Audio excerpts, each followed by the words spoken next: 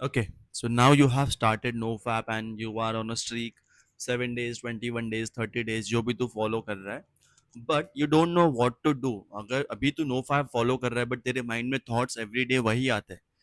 So how you can change these thoughts? What are the things which you can do? आज हम लोग उस video में यही बात करने वाले हैं कि अगर तू NoFap 7 days 10 days के बाद तेरी स्ट्रीक टूटती है क्यों? अगर तू काम मैं तो बोलूंगा कि काउंट नहीं करना चाहिए but if you are counting and वो स्ट्रीक कंटिन्यू नहीं कर पा रहा है तो you are getting relapsed again and again.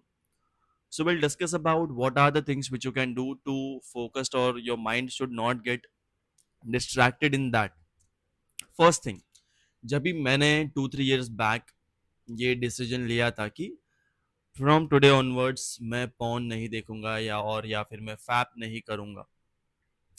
So at that time एक अच्छी चीज ये हो गई थी कि उसके पहले ही मैंने जिम ज्वाइन किया था. नाउ बिलीव मी, बिकॉज मैंने जिम ज्वाइन किया था वो भी एक रीजन था कि मुझे अच्छी फिजिक बनानी थी और अच्छी फिजिक बनानी थी तो उसके लिए मुझे ये सब चीजें छोड़नी थी. अभी तो कोई कुछ भी बोले कि मास्टरबेशन से फिजिक में इम्पैक्ट नहीं होता but yes if you are fapping 3 times a day then क्यों नहीं होगा ब्रो. ऑब्वियसली तेरी फिजिक में इम्पैक्ट होगा. तुझमें वो एनर्जी नहीं रहेगी और तुझमें वो एनर्जी नहीं रहेगी तो तू उस तरीके से उस इंटेंसिटी पे एक्सरसाइज नहीं कर पाएगा या फिर तू अपनी डाइट को भी फॉलो नहीं कर पाएगा. तो मैंने फर्स्ट थिंग जो की थी वो कि I have joined a gym. Starting में मैं बहुत ज़्यादा वीक था. I still remember first day पे तो मेरे 5 पुशअप्स गए थे एंड 1 पुलअप गया था एंड सेकेंड डे पे मेरे 5 पुशअप्स भी नहीं गए थे और एक भी पुलअप नहीं गया था. मैं नीज पे मैंने पुशअप्स मारे थे एंड बस मुझे एक पुलअप तक रीच होने के लिए इट टुक मी 3 months. इतना ज़्यादा वीक था मैं. Now I can easily do 6 to 7 muscle ups, not pull-ups but muscle ups. So from that to this it's a long journey but the main thing is that I have always enjoyed working out. मुझे कभी भी exercise करने से bore नहीं हुआ. That's the only reason मैं 3-4 year से train कर रहा हूँ. क्यों? क्योंकि मुझे एक्सरसाइज करने में मजा आता है. बाकी लोगों को मैं देखता हूँ मेरे आसपास सराउंडिंग में डाइट फॉलो करना, एक्सरसाइज करना, इट्स लाइक वो फोर्सफुली करते हैं. उन्हें करना ही नहीं रहता बट वो उनके माइंड के अगेंस्ट करते हैं.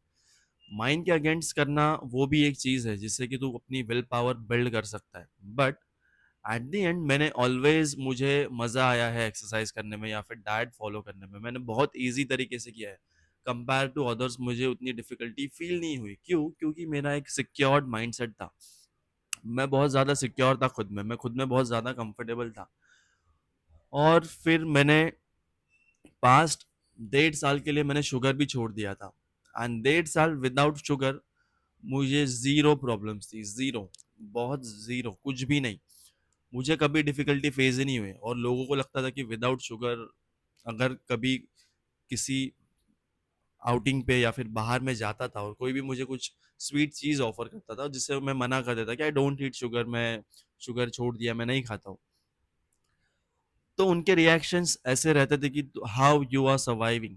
बट बिलीव मी मुझे मज़ा आता था. मैं बहुत नॉर्मल चिल तरीके से रहता था. मैं बाकी चीज़ें खाता था, फ्रूट्स खाता था बट मुझे कभी कोई डिफ़िकल्टी नहीं हुई.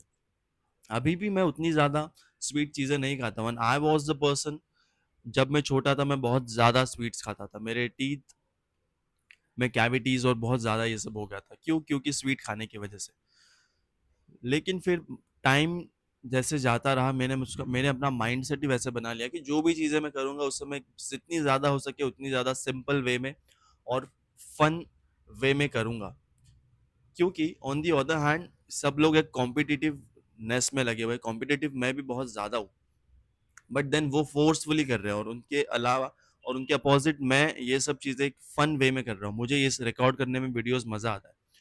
नाउ थोड़ा टॉपिक से हम लोग भटक गए तो वापस टॉपिक पे आते हैं. First thing you have to do is you have to join a gym. तुझे उसमें मज़ा आना चाहिए एक्सरसाइज करने में या फिर ग्रो करने में. जब जितना तू वेट बढ़ाएगा उतना ही ज़्यादा तुझे खुशी मिलनी चाहिए. वो it's like an achievement to you that you will celebrate by eating good food. उससे तुझे और ज़्यादा अच्छा लगेगा. Get a good haircut जिससे कि तू और ज़्यादा शार्प और स्मार्ट लगेगा. लुक गुड, जितना ज़्यादा तू अच्छा दिखेगा खुद की नज़रों में, उतना ही ज़्यादा तू कॉन्फिडेंट फ़ील करेगा। और खुद की नज़रों में अच्छा दिखने के लिए बिलीव मी, मैं कुछ भी कोई भी क्लोथ्स पहन लूँ, कोई भी क्लोथ्स, मैं उसमें अच्छा ही दिखूँगा। और मुझे लोगों ने भी बोला है कि तेरी फ़िज़ीक ऐसी है कि तू कोई भी कपड़े पहन ले तुझ पे अच्छे दिखेंगे। ऐसा क्यों? क्योंकि मैंने एक अच्छी फ़िज़ीक बिल्ड की है। तो तुझे जितना ज़्यादा हो सके उतना ज़्यादा बिज़ी होना है, एक्सरसाइज़ में, खुद को ग्रो करने में। जितना ज़्यादा तू एन्जॉय करेगा ये सब चीज़ें, उतना ही ज़्यादा तू तेरी फाइनेंशियल स्टेबिलिटी, फाइनेंशियल वाइज़ तू बहुत ज़्यादा ग्रो करेगा, हेल्थ वाइज़ तू बहुत ज़्यादा ग्रो करेगा, मेंटालिटी वाइज़ तू बहुत ज़्यादा ग्रो करेगा। Now if you are someone who stuck in this cycle, वो जो कि ये पॉर्न एडिक्शन बंद नहीं कर पा रहा है, तो I have made a detailed course on this, you can just click in the link in the description. If you don't want to do that, that's completely fine, still I provide more value to you because that's my purpose. Read books, उसमें भी तुझे मजा आना चाहिए कि oh my god, this is a new fact which I learn today. It's like मुझे ऐसा होता है कि जब भी मैं कोई न्यू चीज देखता हूँ या फिर मैं सुनता हूँ कि जिससे कि मेरा माइंड और ओपन अप होता है, तो it's like a wow moment for me. तुझे भी एवरीडे अपनी लाइफ में से छोटे छोटे वाव मोमेंट्स लाने पड़ेंगे, जिससे कि तुझे एक ऐसा अमेज वाली फीलिंग आए। अगर ये वीडियो से वैल्यू मिली हो तो you know what to do, like share and subscribe. बाकी thank you so much for watching this video. Course भी चेक कर लेना। Take care.